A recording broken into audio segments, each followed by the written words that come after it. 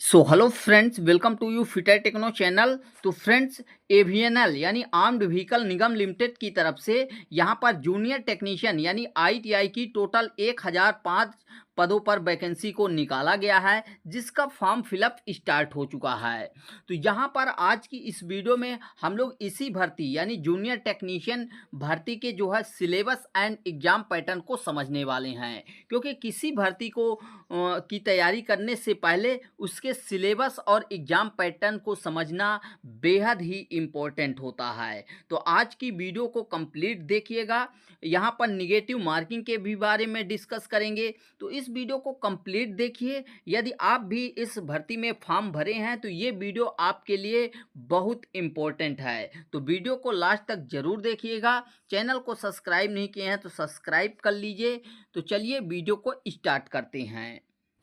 तो सबसे पहले यहाँ पर हम लोग एग्ज़ाम पैटर्न को समझते हैं। तो देखिए, आपका जो जूनियर टेक्नीशियन का एग्ज़ाम है ना, ये 2 स्टेज में कंप्लीट होने वाला है। जो आपका फर्स्ट स्टेज रहेगा, ये क्या है, आपका सीबीटी रहेगा, ठीक है, कंप्यूटर बेस्ड टेस्ट रहेगा, जिसमें आपके सिलेबस के अकॉर्डिंग क्वेश्चन पूछे जाएंगे। लेकिन जो सेकंड स्टेज होगा वो क्या रहेगा, आपका ट्रेड टेस्ट रहेगा।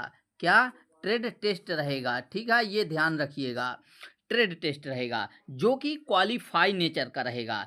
आपकी मेरिट जो बनेगी ये सीबीटी एग्ज़ाम से बनेगी, लेकिन जो आपका ट्रेड टेस्ट रहेगा ये क्वालिफाई नेचर का रहने वाला है। आगे इसको डिस्कस करेंगे, ठीक है। तो यहाँ पर पहले देखते हैं सीबीटी एग्ज़ाम को, ठीक है। तो यहाँ पर जो आपका सीबीटी एग्ज़ाम होने वाला है, तो ये जो है टोटल 100 क्वेश्चन का आपका सीबीटी एग्ज़ाम होने वाला है।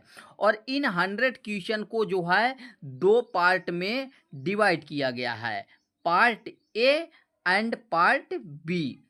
देखिए, जो आपका पार्ट ए है ये क्या रहेगा, ये जो है आपका नॉन टेक्निकल रहने वाला है। क्या? Non technical. और जो पार्ट बी रहेगा ये आपका टेक्निकल रहेगा, यानी आपके ट्रेड से इसमें क्वेश्चन पूछे जाएंगे।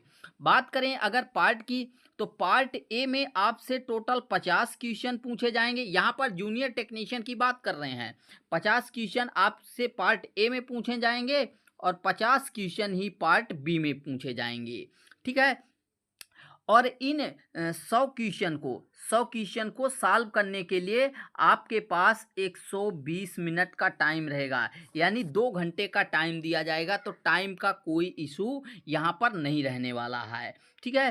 तो जो पार्ट ए है ये जो है 5 भागों में, पहले पार्ट ए को डिस्कस करते हैं, ठीक है। तो पार्ट ए जो आपका रहेगा यह टोटल 5 भागों में डिवाइड होने वाला है। कौन कौन से भाग में रहेगा यहाँ पर दिया गया है, ठीक है। पार्ट ए जो है जनरल पेपर आपका रहेगा, ये 50 नंबर का रहेगा, ठीक है। लेकिन यहाँ पर 50 नंबर के लिए 10-10 नंबर में डिवाइड किया गया है 5 भाग में, और यहाँ पर 2 आवर्स का दिया गया है। तो इसको मत समझिएगा, टोटल आपका टाइम 2 घंटे का रहेगा। केवल नॉन टेक्निकल के लिए नहीं, टेक्निकल के लिए भी आगे नीचे दिया गया है, तो उसके बारे में भी डिस्कस करेंगे।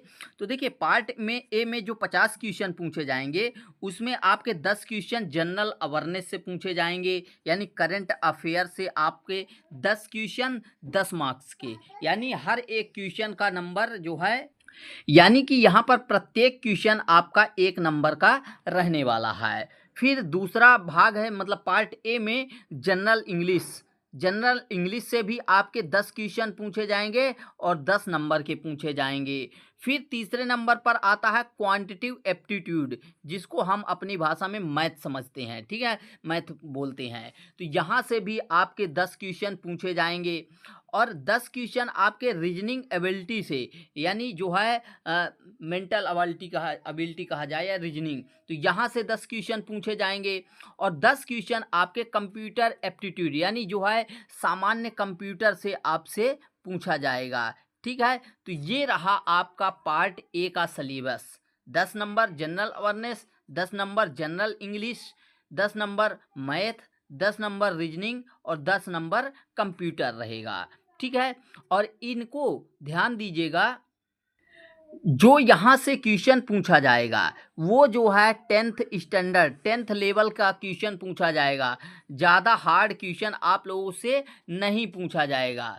सिंपल सिंपल क्वेश्चन पूछे जाएंगे जो कि 10वीं लेवल के होते हैं, क्योंकि यहाँ पर 10वीं में आपके पास कंप्यूटर नहीं होता, तो कंप्यूटर आपको बेसिक पूछा जाएगा। रीजनिंग भी बेसिक नॉर्मल रीजनिंग रहेगी, मैथ भी नॉर्मल रहेगा। यहाँ पर दिक्कत हो सकती है करंट अफेयर में, ठीक है। तो करंट अफेयर बहुत बड़ा पोर्शन होता है, उसमें ज़्यादा आपको फोकस नहीं करना है। बाकी कितना कौन से सब्जेक्ट में टाइम देना है इसके लिए अलग से वीडियो मैं बना दूंगा, ठीक है। अगर उसके बाद अब यहाँ पर पार्ट ए हो गया 50 क्वेश्चन का, समझ लिए।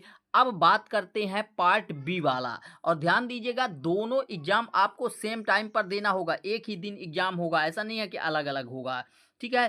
तो यहाँ पर जूनियर टेक्नीशियन की बात करें तो यहाँ पर आपसे 50 क्वेश्चन पार्ट बी में भी पूछे जाएंगे और 50 नंबर के पूछे जाएंगे।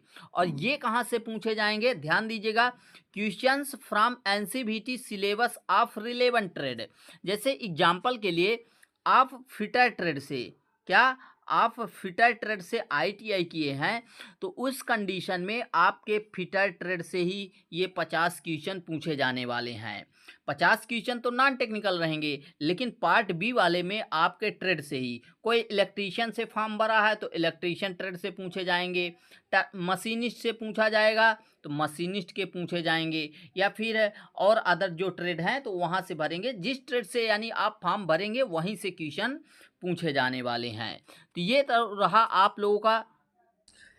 लोगों का सिलेबस और एग्ज़ाम पैटर्न ये रहा, ठीक है। अब यहाँ पर एक और इम्पोर्टेंट चीज़ छूट रही है, यहाँ पर ध्यान दीजिएगा।